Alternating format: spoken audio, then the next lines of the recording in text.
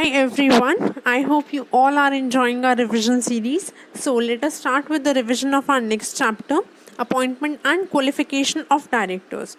That has to be read with Companies Appointment and Qualification of Director Rules 2014. Guys, this is such an important chapter that you can expect up to 2 descriptive questions out of this chapter. Further, MCQs and case-based scenarios could also be asked. Okay. So, the tentative weightage of this chapter ranges from 10 to 12 marks in your examination. Okay, let us start. Firstly, what was the need of this chapter? Why this chapter came into picture? See, as you already know, members or shareholders are the owners of the company, right? But they are so large in numbers that they could not manage the day-to-day affairs, the operations of the company. So what they do, they appoint a set of individuals for this purpose. These set of individuals are known as the directors of the company. These are responsible for the day-to-day operations and functioning of company, and ultimately the directors have to report to the members only. Okay, so this chapter is all about the directors only. This chapter tells us that what is the minimum and maximum number of directors the company is required to have, then what are the different types of directors, how the company is going to appoint the first or the subsequent directors, then under what circumstances can two or more directors be appointed by a single resolution, then what is the eligibility of directors, then what are the circumstances under which a director could be disqualified from appointment, then what are the duties of directors, the DIN provisions, under what circumstances a director could be removed by the company or by the members or by the central government, then if any person contravenes any of the provisions of this chapter, what all penalties are there for such person, etc, etc. So these all points are what is there in this chapter. Okay, so let us start with the revision of our first section, which is section 149(1) of the Companies Act, which talks about the minimum and maximum number of directors. The first thing this section tells us is that only individuals are to be appointed as director. No body corporate, association of persons, body of individuals, firms, partnerships, etc. can be a director. Only individuals can be directors. So, what are the minimum number of directors? In case of a public company, it is 3. In case of private company, it is 2. And one-person company, it is 1. And the maximum number of directors for all the 3 companies are 15. But the first provision to this section says that the company may appoint more than 15 directors by passing a special resolution in general meeting. But in case of these companies, a special resolution is not required for passing for appointment of more than 15 directors that are government companies and Section 8 companies, provided they have not defaulted in filing financial statement and annual return to the ROC. So, minimum number of directors are 3 to 1 in case of public-private OPC, maximum 15, but more than 15 by passing SR in general meeting. And SR not required for government company, Section 8 company, provided they have not defaulted in filing financial statement annual return with the ROC. Then moving ahead, the second proviso read with Rule 3 of this chapter of this section is Women's Director. These class of companies are required to appoint at least one women director on its board. What are these? The listed companies or public companies having paid up share capital more than equal to 100 crores or turnover more than equal to 300 crores as on the last date of latest audited financial statement. These companies shall have at least one women director on its board. Okay. In case of a newly incorporated company, women director is required to be appointed within 6 months from the date of incorporation. And if any casual vacancy arises in the place of women director, that has to be filled by the board immediately. But latest by the next board meeting or within 3 months from the date of vacancy, whichever is later. What does it say? It says whenever there is any vacancy in place of a women director, that has to be fulfilled by the board of directors immediately. But in case you are not you haven't fulfilled it immediately, then you can fill it maximum by the next board meeting or within 3 months from the date of vacancy, whichever is later. For example, if the vacancy arises on 5th of May, okay, and the next board meeting was held on 12th of August. So 3 months from the date of vacancy, that is 5th of May, June, July, August, 5th of August or 12th of August, that is on the date of next board meeting, whichever is later. So the company is required to fill the vacancy maximum by 12th of August. Okay. Moving ahead, section 149.3, resident director.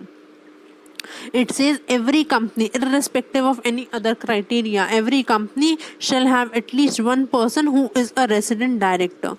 And what do you mean by a resident director? Who is stay in India for more than equal to 182 days during the current financial year.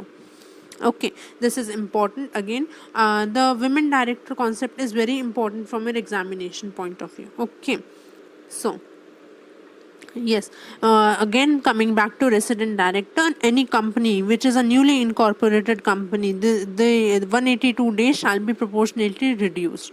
Okay, and in case of an IFSC public or private company, this section is not applicable for the first financial year.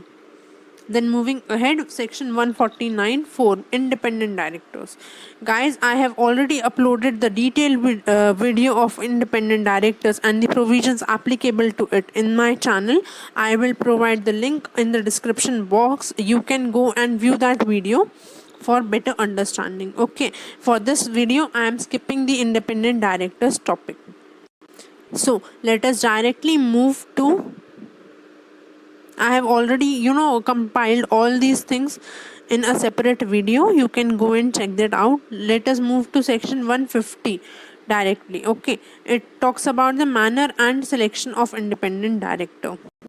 I have not included this section here because it is a very general section. It says whenever you are required to appoint an independent director, you can find an independent director from a data bank which is maintained by the central government on its website. Okay, so whenever you are in requirement of an independent director, you can go to the site where the central government has provided the data of an independent director, such as the name of independent director, the companies in which such a director is an independent director, then the resident address of the independent directors, then the DIN number of such a director, etc. Okay, so such all data is maintained by the central government on its website. Okay, and company may select an independent director from such data bank of persons who are eligible and willing to act as an independent director, and approval shall be made by the members in general meeting. Okay, and disclosure in an explanatory statement and justification for choosing such a person as an independent director is required to be given by the company. Okay, so this is what all is written in section 150. That's why I have not included this section here. Moving ahead, section 151, small shareholder director.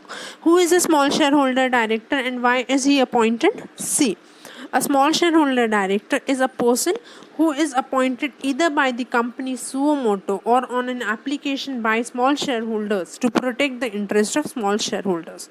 Who all are small shareholders? See, small shareholders are shareholders holding nominal value of less than equal to 20,000, and such nominal value shall include equity shares as well as preference shares. Then what all companies are required to appoint SSDs? So it says listed company without any criteria.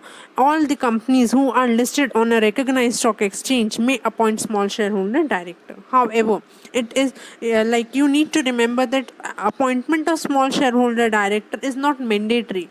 A company either suo motu appoint a small shareholder director, or it can appoint a small shareholder director by application on an application made by small shareholders. How many small shareholders are required to apply? Then it says application either by 1000 small shareholders or 1/10 of total number of small shareholders, whichever is lower. This many number of small shareholders are required to make an application to the company for appointment of SSDs. Okay, then it says a notice. At least 14 days notice is required to be given by the company to all the shareholders, and such a notice shall be accompanied by DIN of the person who is proposed to be a small shareholder director, then a declaration that the proposed person is not disqualified from being appointed as SSD, and his consent to act as a SSD of the company. Now, a small shareholder director may not be a small shareholder. This is important. ICAI has several times made a case study based on this. Further, a small shareholder director shall not retire by rotation. And the tenure of small shareholder director, this is again important. Small shareholder director could be maximum appointed for a period of 3 years, and he shall not be eligible for reappointment, and he can be appointed for first 3 years, then a cooling off period of 3 years shall be there, and such a person shall not be appointed in any capacity during the cooling off period of 3 years. Okay, then one person can be a small shareholder director in maximum 2 companies, and both the companies must not be in competing business with each other. Then the disqualification and the vacation of office shall be applicable to small shareholder director as they apply to a normal director. Moving on, section 152(1), it talks about the first directors. The first directors of the company are to be appointed in accordance with the provisions of AOA, and if there is no such provision, then we are required to follow the table F, and if both of these are silent, the subscribers to MOA shall be your first directors. Then the person who is proposed to be appointed as director is required to furnish then and the consent to act as director, and such a consent is required to be submitted in form DIR 2 to the company. Then section 152(2) to 152(5) contains the provision of subsequent director. I have not included that here, but if you wish so, you can mention these points in your own notes. Okay. So there are total 3 things that this section tells about. The first thing is that the subsequent director shall be appointed by the members in the general meeting. Then the subsequent director is required to furnish DIN number, its consent to act as director, and DIR 2, and a declaration that he is not disqualified to be appointed as a director. He is required to furnish all these documents to the company, and then the company is required to furnish the consent to act as the director in form DIR 12 to ROC within 30 days. Okay.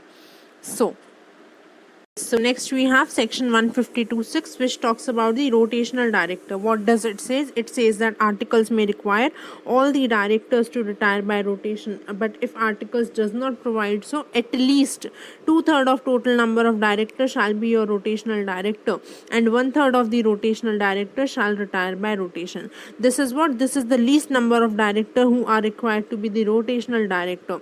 So we are expected to do the upward rounding off of this number, and 1/3 of the rotational director shall retire by rotation, and we are expected to apply nearest rounding to this number. Let us understand this with the help of an example. Suppose we have 14 directors on our board, and 2/3 of 14 directors, if we do, it comes out as 9.33. Okay, so upward rounding 9.33. These are the directors who are your rotational directors. Okay, then upward rounding 9.33 comes out as 10, and 1/3 of the rotational director, that means 1/3 of 10, it comes as 3.33. These are the directors who are liable to retire by rotation. So what does it say? It says 3.33, which nearest rounding 3.33 is 3 out of 14 directors are your directors who are liable to retire by rotation. I hope you understand this concept. Then moving on, retire. Who shall retire? The person who has been longest in the office shall retire, and if 2 directors are appointed on the same day, then on the basis of any agreement between them, or by draw of lots, that is by the chit system, the person is the person shall retire. Then for this section, the total number of directors shall exclude the independent directors, small shareholder director, and nominee director if such a nominee director is appointed by banks or financial institution. Any other nominee director appointed by the company or by the central government shall not be excluded. Okay, so these many directors shall be excluded from the total number of directors, which was 14 in our example. Okay, so then the concept of rotational director is applicable only in case of a public company, and it shall not apply to unlisted government company or subsidiary of a government company, provided they have not defaulted in filing financial statement and annual return to ROC. Okay, so next we have section 152(7). automatic adjournment and reappointment. Whenever there is any vacancy in the place of retiring director and the vacancy of retiring director is not filled up, and the meeting has not resolved not to fill the vacancy, then such a meeting shall stand adjourned to the next week, same day, same time, and same place. And if such a day is a national holiday, then to the succeeding day. What does it mean? It means whenever we call a meeting of board of directors to fill a vacancy in place of retiring director, and the vacancy is not filled up, and the meeting has not resolved not to fill the vacancy, that means that the people over there have not decided to leave the place vacant, then in such case such a meeting shall stand adjourned to the next week, same day, same time, same place. And if such a day is national holiday, then to the succeeding day. Okay, and if at the adjourned meeting the vacancy in the place of retiring director is not filled up, and the meeting has not resolved not to fill the vacancy, then the retiring director shall be deemed to be reappointed. What does it says? It says that if in the adjourned board meeting the vacancy of retiring director is not filled up, and the meeting again has not decided to leave the place vacant, then the retiring director shall be deemed to be reappointed. And in these following cases, the retiring director cannot be reappointed. Okay, deemed reappointment is not applicable. What all cases are there? Resolution is put and lost when the director has shown his unwillingness to act as director, when the director is disqualified under section 164, or when resolution is required for his appointment. Okay, so moving ahead, so section 153 to section 159, these talk about the DIN provision. What does it says? It says under section 153, whenever an individual who is proposed to be appointed as a director of a company, he needs to make an application to the central government in form DIR 3 for the directorship in an existing company, and in form INC 32 for directorship in a new company. And along with form DIR 3 or INC 32, as the case may be, he is required to submit the following documents. What are the documents? The photograph of the individual, then the proof of identity, proof of residence, the copy of board resolution, and the specimen signature. And it says that the form DIR 3 is to be digitally verified by the CS, CEO, CFO, MD or director of the proposed company. Okay, then if the individual has no last name, then he can give the father's last name or grandfather's last name in form DIR 3A.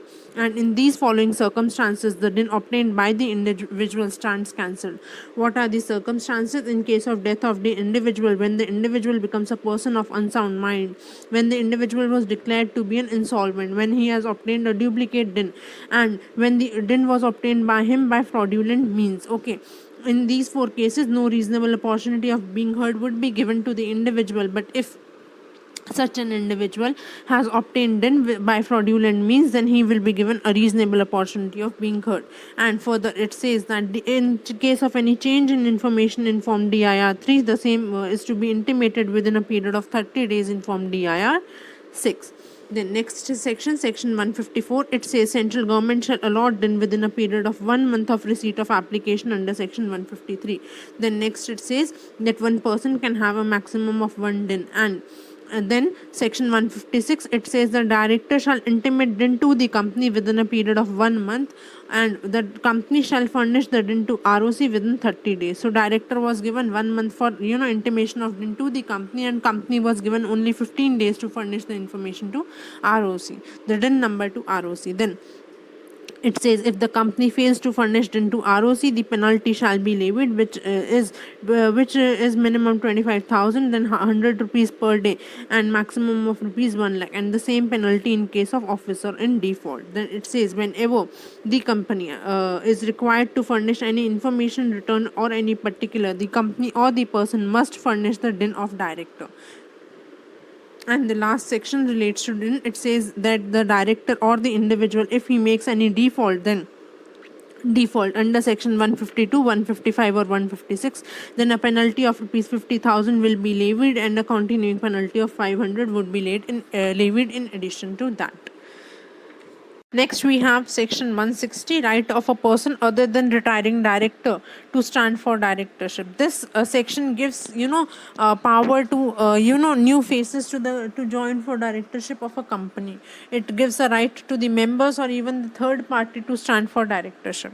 Okay, this section is applicable to public companies only. It does not apply to private company or other companies. Then member can give candidature of himself or any other person, or any other person can give candidature of himself only. What does this mean?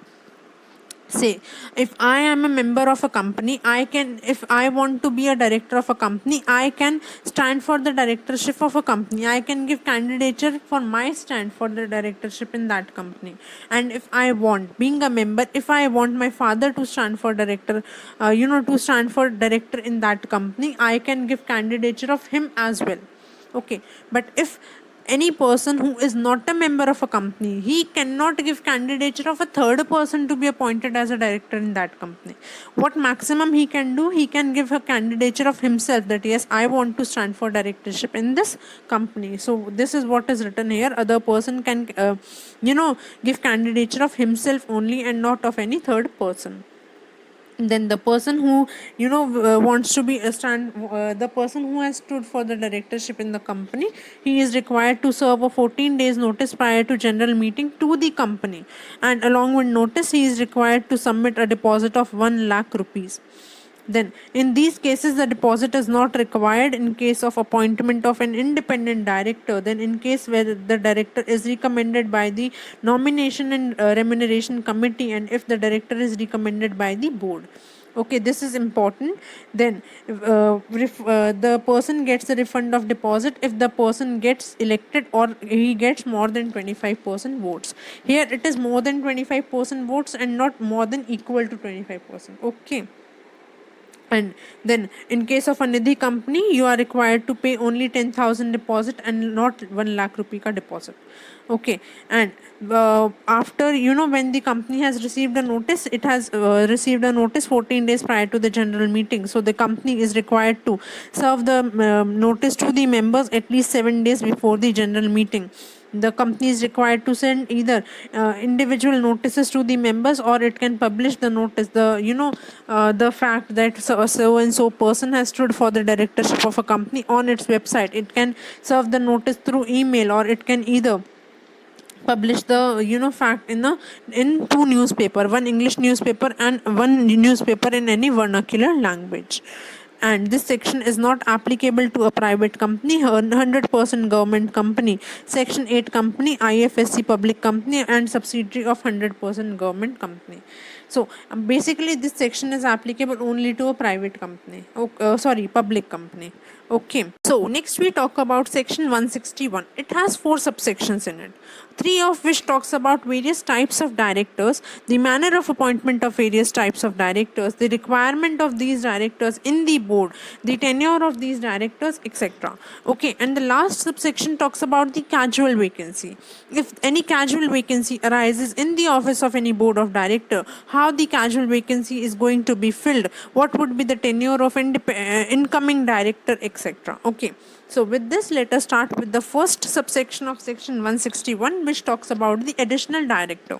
Now, who is an additional director?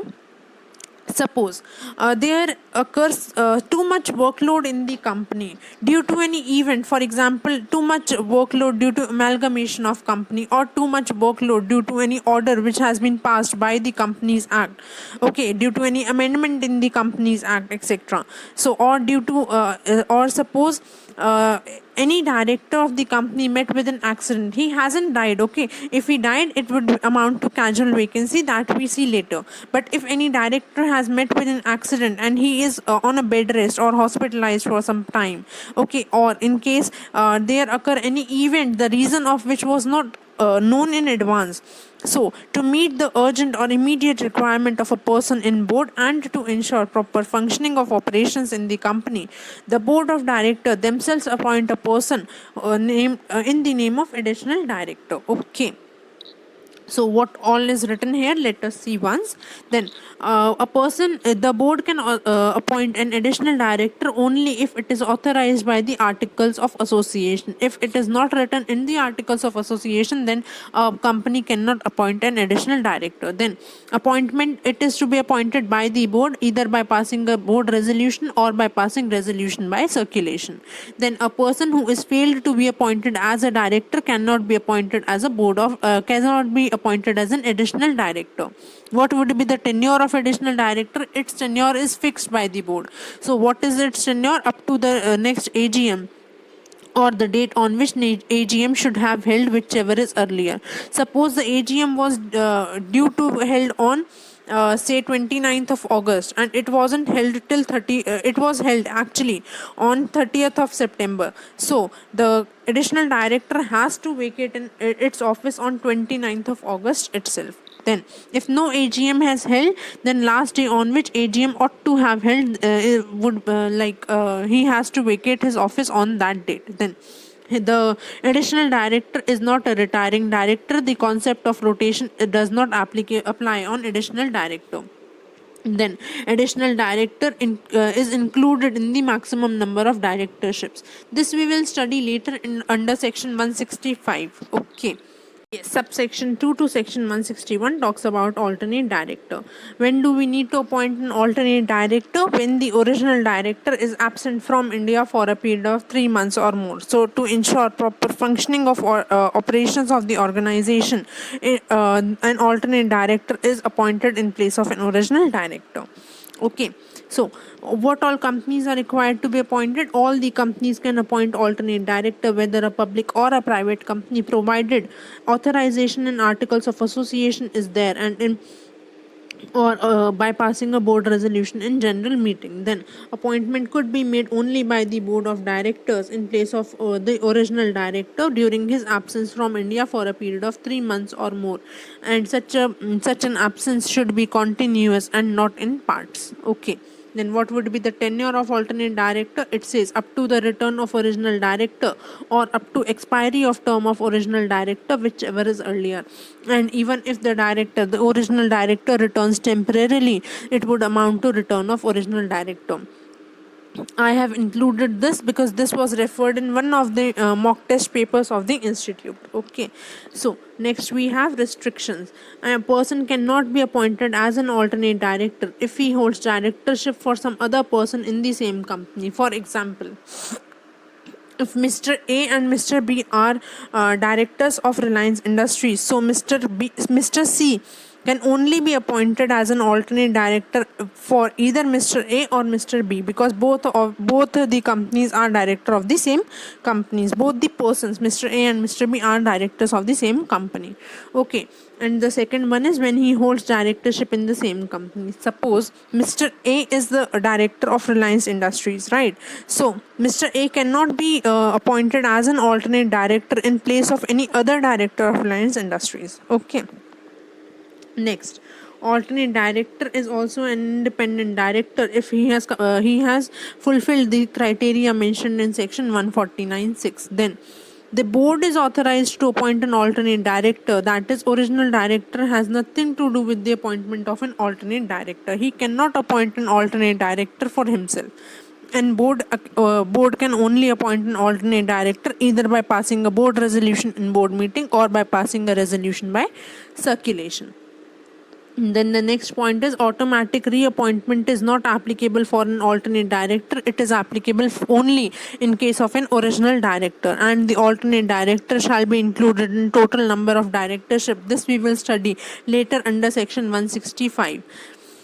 Okay, and next we have the director. If original director is disqualified, alternate director would also be disqualified, but vice versa is not the case. Okay, like for example, if the alternate director is disqualified, only he is disqualified, and the original director would not disqualify from his office. Okay. 61, which talks about the nominee director. I have already discussed about the nominee director in the concept of independent directors video.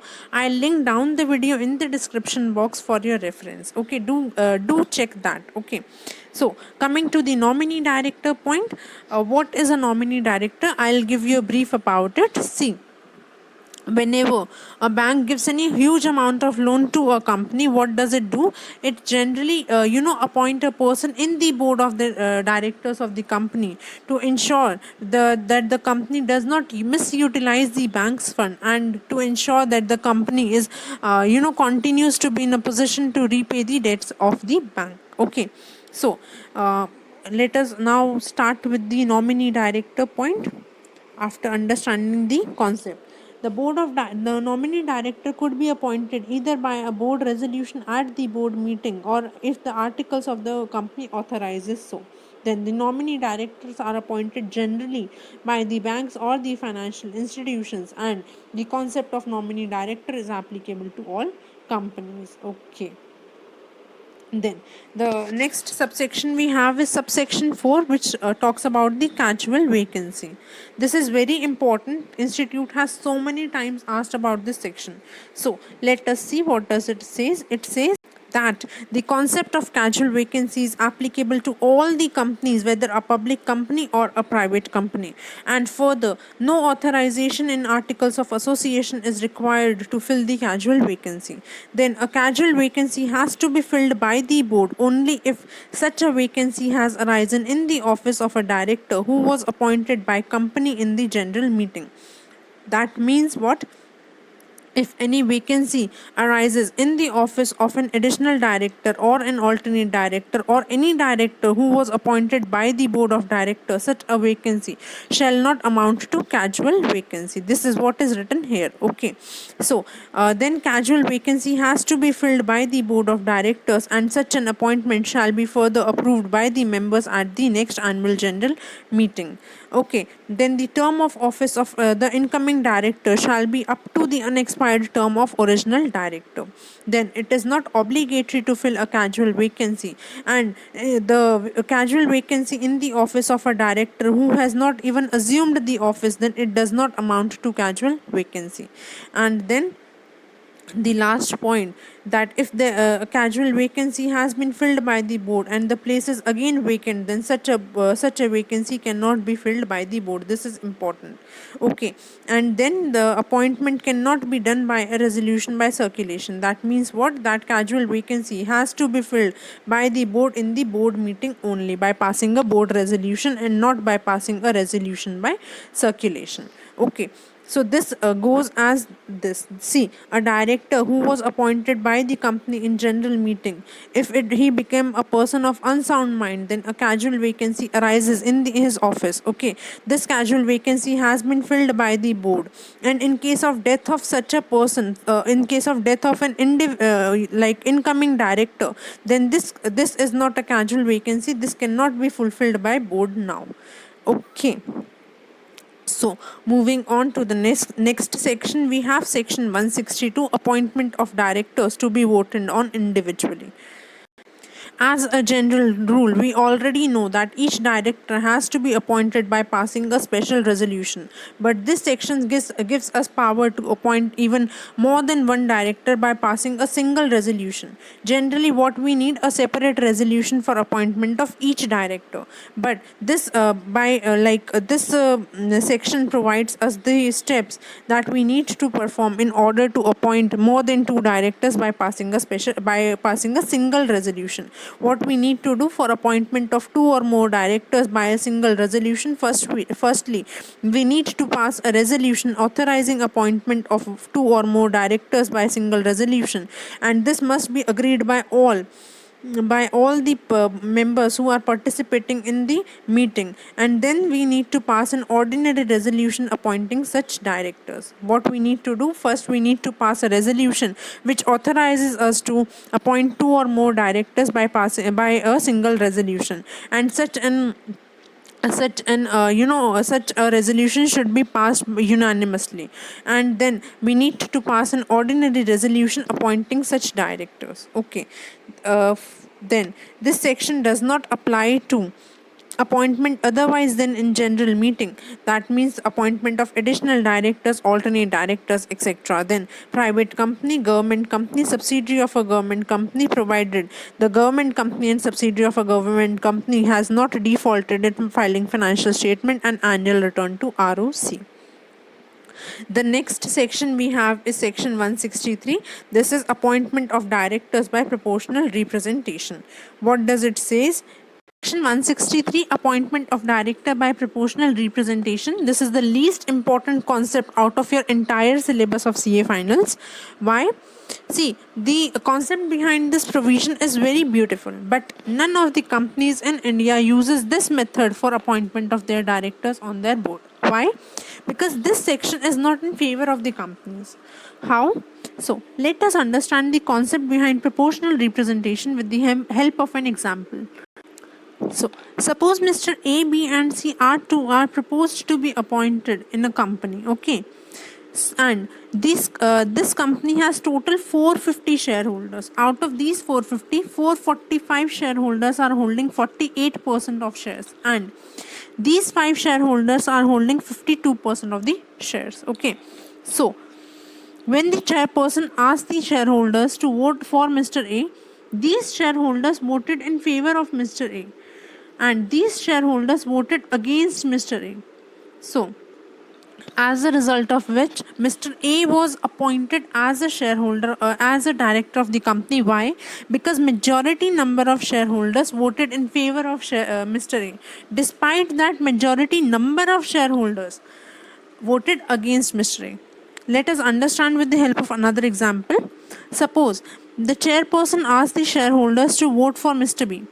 These shareholders voted against Mr. B, and these shareholders voted in favor of Mr. B. Despite being voted by 445 out of 450 shareholders, Mr. B was not appointed because these powerful shareholders were holding majority shares in the company, and these voted against him. So Mr. B could not be appointed. This was the problem. Generally, in the current scenario, directors are appointed by simple majority. People holding more than 50%, if they voted in favor of such person, that person is appointed as a director of a company. Okay. So this was the problem. This is the problem in the current scenario. The minority shareholders, even if they are large in numbers, they do not find it possible to appoint even a single director on the board. So this concept is about the proportional representation. What does this mean? It means that each person can vote in proportion to their shareholding. See, the proportional representation suggests different methods of appointment of director, one of which is head count. Okay, that means every shareholder of the company shall have one vote irrespective of its holding. So in that case, even the minority shareholders who were holding less than 50% shares can can appoint directors on the board of the company. Okay, so head count or in proportion to their shareholding, these are the few methods which are suggested by the proportional representation, so that the minority shareholders find a way to appoint a director on the board of the company. Okay, so let us see what is written here. A company can appoint directors by proportional representation only if such an appointment is authorized. Such a method is authorized by the Articles of Association. Then, minimum 2/3 of the directors of the company shall be appointed by proportional representation, and appointment by proportional representation shall be made at least one in 3 years. Okay, not every year but once in 3 years. Then if any casual vacancy arises on the office of a director who was appointed by proportional representation, then such a vacancy shall be filled by the board and shall be further approved by the members in the next annual general meeting. Then this section has an overriding effect on the entire Companies Act, because we have just studied that directors generally are appointed by simple majority, but this section provides a separate method for appointment of director.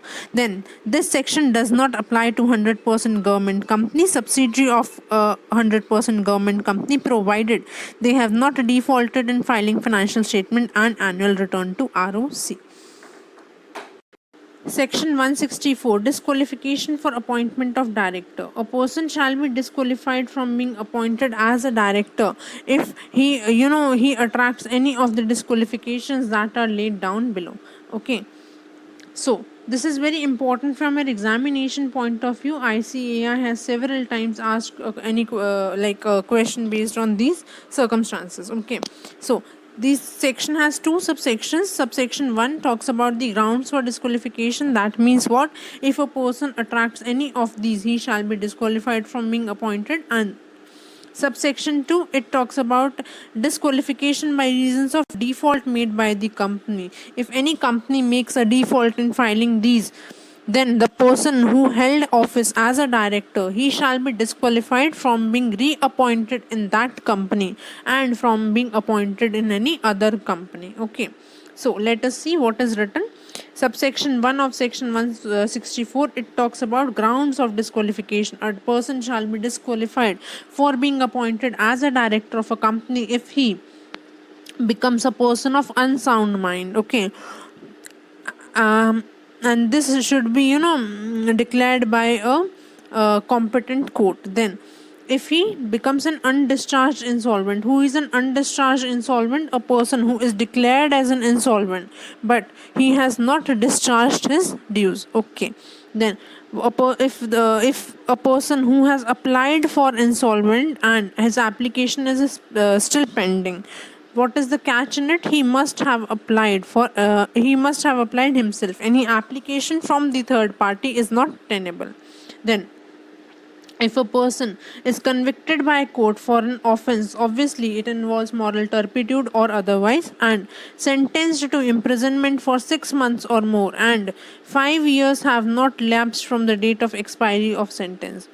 Okay, what does it say? It says whenever a person who is convicted by court and sentenced to imprisonment for 6 months or more, then he shall be disqualified. And up to when he shall be disqualified?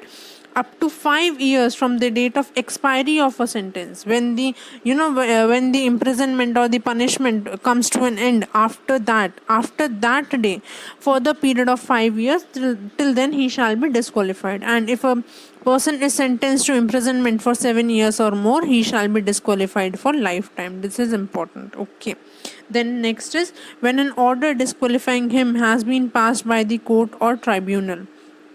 Then when a person has not paid calls on shares held and 6 months have lapsed from the last date fixed for payment of call.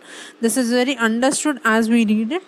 If a person has not paid any calls on shares and 6 months has lapsed from the last day which was fixed for the payment of calls, and such a person shall be disqualified even if he is a single holder or a joint holder. Okay, then when a person is convicted of dealing with a related party under section 188 during preceding 5 years, and when the person has not been allotted director identification number, and the last one, this was an amendment, when he has not complied with section 165, which talks about that when he holds directorship in 10 or 20 companies as the case may be. Okay, so in these cases he shall be disqualified from being appointed as a director of a company. Let us recollect unsound mind, then undischarged insolvent, then insolvent who has applied himself but his application is still pending. Then fourth was convicted by court for an offense involving moral turpitude or otherwise and sentenced to imprisonment for 6 months or more, and 5 years have not lapsed from the date of expiry of sentence. Then any order disqualifying him has been passed by the court or tribunal. Then sixth was that he has not paid any calls on his calls on his shares held by him, and 6 months have been elapsed from the last date which was fixed for payment of such calls, then if he has been convicted of an offence of dealing with a related party under section 188, when he has not been allotted director identification number, or when he has convicted the provisions of section 165(1), that means when he accepted directorship in more than 10 or 20 companies, as the case may be. Okay, so what does 164 2 talks about? It talks about the disqualifications by reason of default made by the company. It says a person who is a director or who has been a director, he shall be disqualified for being reappointed in the same company or being appointed in any other company for a period of 5 years if the company in which such person is a director has not filed financial statement or annual return to the ROC for continuous period of 3 financial years. If it has not filed any financial statement or annual return, not submitted any financial statement, annual return, not to the ROC, whether to the ROC or otherwise, then it shall be disqualified. Then the company shall be a defaulted company, and the director concerned shall be disqualified for a period of 5 years. Or when the company has failed to repay the deposits or pay interest, redeem debentures or pay interest, or pay the dividend which has already been declared for a period of 1 year or more.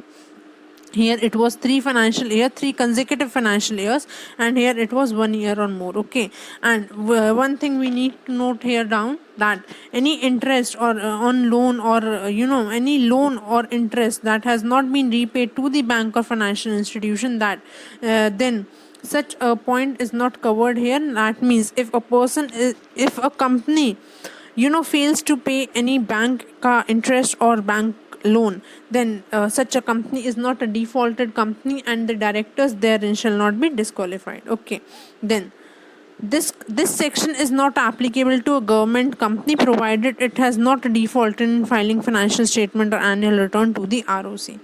This is important. So what are the two defaults? If it has not filed financial statement, annual return for a consecutive period of 3 financial years, or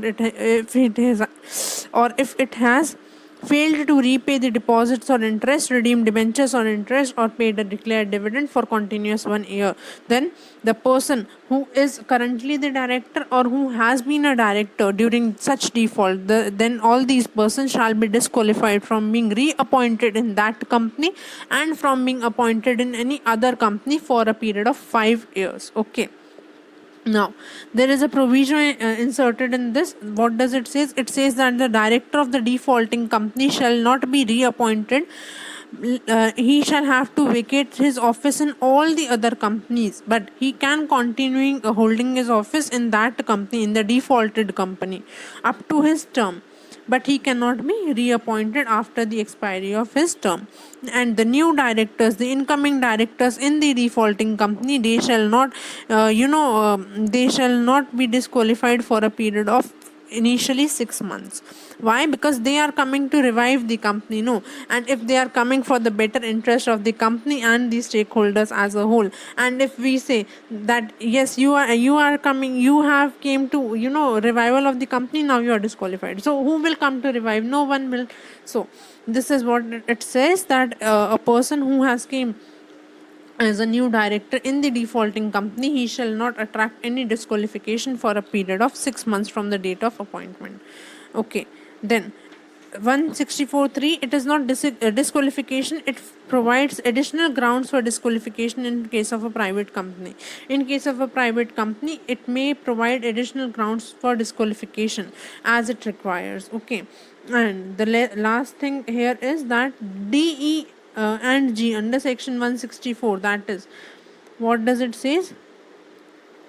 See, it says wherever the court is involved, when the court has convicted any person for an offense, or when the court has disqualified him, or when he is convicted for dealing in related party transaction, then in all these cases the director shall be disqualified even if he has filed an appeal before the court or the tribunal. Okay. Section 165, number of directorship. This section tells us about the maximum number of directorship a person can hold. So this says no person shall hold office as a director, including an alternate directorship, in more than 20 companies and in more than 10 public companies. So he can accept maximum 20 directorships, and out of which maximum 10 directorships in a public company. And it further says that private holding or subsidiary of a public company will be a public company. Then if a person accepts more than 20 directorships, he has to choose the offices where he wished to continue, and he shall intimate his choice to ROC. And if he contravene the provisions of this section, he shall be levied with the penalty of rupees 5,000 per day. This was a new penalty, that's why you have to remember this. And further, this section is not applicable to a dormant company, section 8 company, provided it has not defaulted in filing financial statement and annual return to ROC, and to a foreign company, whether such a foreign company is a public company or a private company. So let us understand this section with the help of an example. Suppose you already hold directorship in 14 companies, okay, which includes 2 alternate directorship, 6 private companies, 5 public companies, and 1 dormant company. And you got an opportunity to be appointed as a director in 13 more companies, which include 2 private companies which are subsidiary of a public company, 1 dormant company, 1 section 8 company, then 5 public companies and 5 private companies. These actually comes to 14. Make it 14. Okay, so now how many further directorships you can accept? See, as we already know, dormant company and section 8 company are not covered in the directorship of 10 or 20, as the case may be. So we can hold n number of directorship in these 2 companies. Okay, so here we can accept, and we can hold this too. Now maximum, like you can be a director in maximum 20 companies, out of which you can be a director in maximum 10 public companies, and rest 10 are your other companies. Okay, so out of these 10 public companies, you are already a director in 5 public company. So 10 minus 5, you can maximum be a director in 5 more public companies. So in this, as you know, private subsidiary of a public company is a public company. So you can accept directorship in these 2 companies. So this comes to 5, now minus 2. 3. Out of these 5 public companies, you can hold directorship in maximum 3 public companies. Okay, and now with the balance, you can have maximum 10 directorships in other companies, out of which you have already hold the position as an alternate director in 2 companies, and you are a director in 6 private companies. So you already held position in 8 companies. You are left with 2 companies. Now out of these 5 private companies, you can maximum be a director in 2 companies. Okay, so this is how you are going to solve this. First, you need to exhaust the public companies directorship if you have any in the question, and after the public companies are exhausted, then you can move to the other companies and private companies, and you can have n number of dormant company, private or a section 8 company to, like as a director. Okay, I hope I'm very clear. Section 166 of the Companies Act 2013. It talks about the duties of director. See, every director of a company has certain duties towards the company, towards the members, towards the environment. So this section lays down the duties only. This is not important from your examination point of view. However, you should know it. Okay, there are few general points, and what are these? These are that the directors, must act in accordance with the articles. Then they must act in good faith. They must act in the best interest of the company, members, environment. Then they must exercise due care, due diligence. Then they must not achieve any undue gains. Then they must not get involved in any conflict with the interest of the company, etc. So these are all okay, very general points, and that is why I have not included these points here. Okay, so next we have section 167. It talks about the vacation of office by director. Very important, very important. Now, this section has to be read with section 164, disqualifications of director. What does it says? See, any person who attracts any disqualification laid down under section 164(1), or any company who has defaulted in any of the provisions given under section 164(2). In all such cases, the directors become disqualified, and if a director is disqualified, he has to vacate his office. So, this section tells us about the circumstances under which a director has to vacate his office.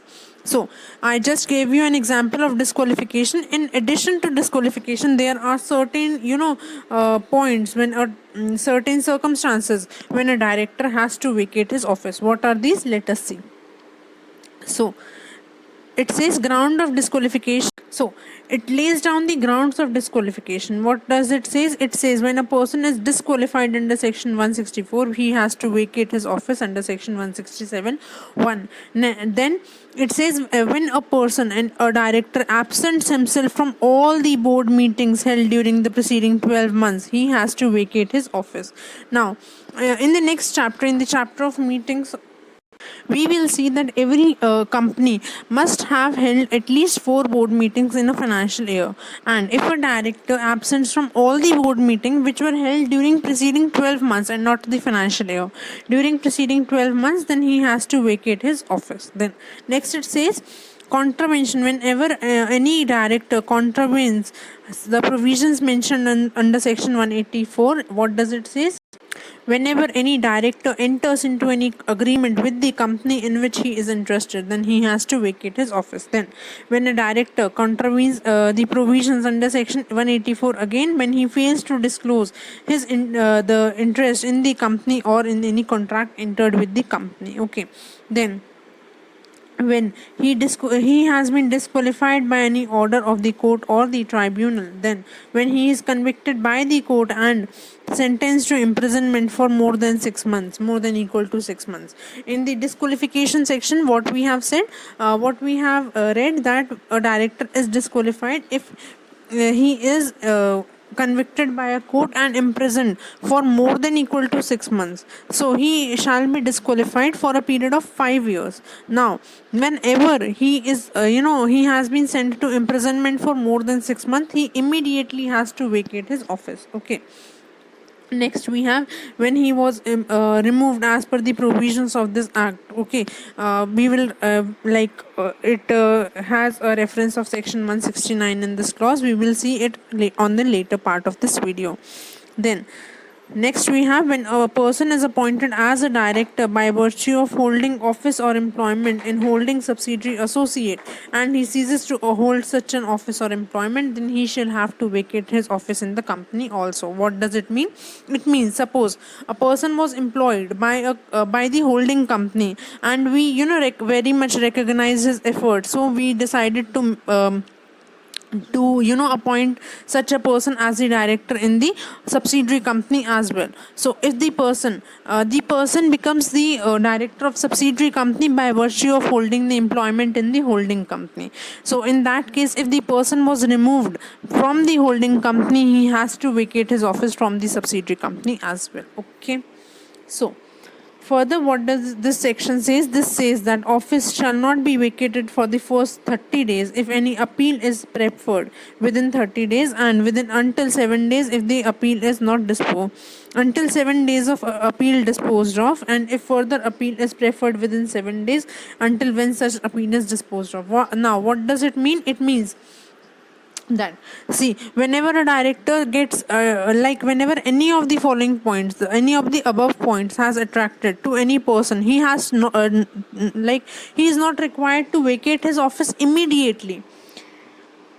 Law has given him 30 days for vacation of office. He shall not vacate his office for the first 30 days, and if during these 30 days if he has made any appeal, so he can hold the office from the date from 7 days from the date of such appeal disposed of, and if he preferred further appeal within these 7 days, then he shall hold office until such further appeal is disposed of.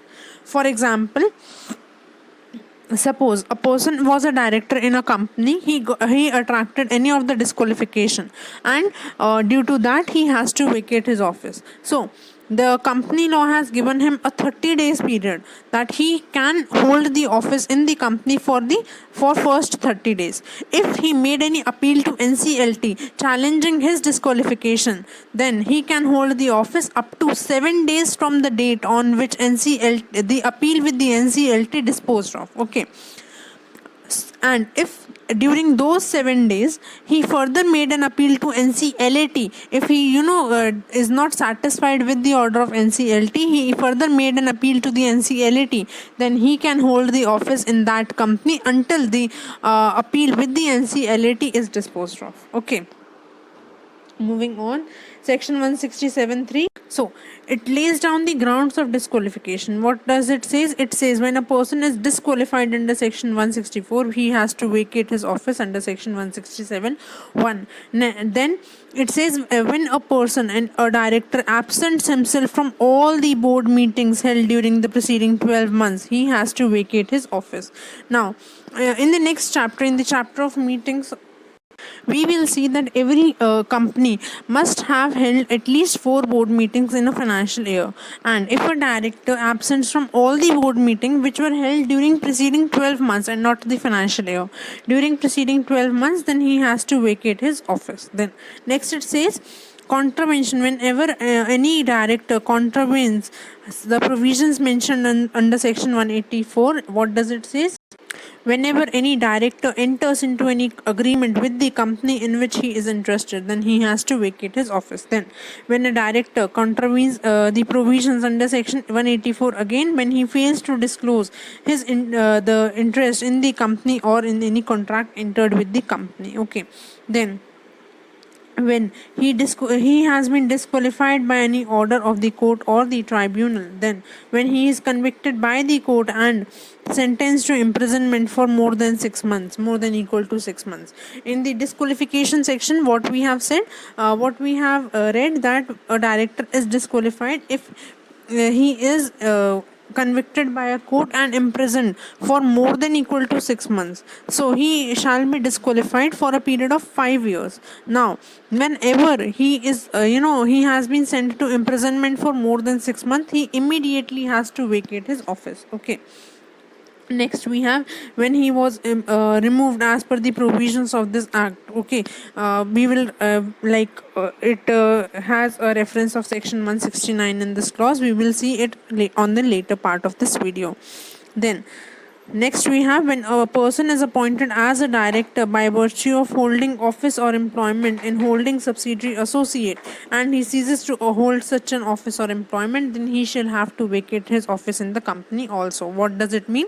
It means, suppose a person was employed by the holding company, and we very much recognize his efforts, so we decided to appoint such a person as the director in the subsidiary company as well. So if the person becomes the director of subsidiary company by virtue of holding the employment in the holding company.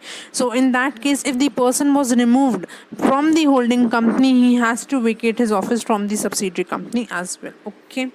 So further, what does this section says? This says that office shall not be vacated for the first 30 days if any appeal is preferred within 30 days, and within until 7 days if the appeal is not disposed, until 7 days of appeal disposed of, and if further appeal is preferred within 7 days until when such appeal is disposed of. Now, what does it mean? It means that, see, whenever a director gets whenever any of the following points, any of the above points has attracted to any person, he has no he is not required to vacate his office immediately. Law has given him 30 days for vacation of office. He shall not vacate his office for the first 30 days, and if during these 30 days if he has made any appeal, so he can hold the office from the date from 7 days from the date of such appeal disposed of, and if he preferred further appeal within these 7 days, then he shall hold office until such further appeal is disposed of. For example, suppose a person was a director in a company, he attracted any of the disqualification, and due to that he has to vacate his office. So the company law has given him a 30 days period that he can hold the office in the company for first 30 days. If he made any appeal to NCLT challenging his disqualification, then he can hold the office up to 7 days from the date on which the appeal with the NCLT disposed of. Okay. And if during those 7 days he further made an appeal to NCLAT, if he is not satisfied with the order of NCLT, he further made an appeal to the NCLAT, then he can hold the office in that company until the appeal with the NCLAT is disposed of. Okay, moving on. Section 167(3),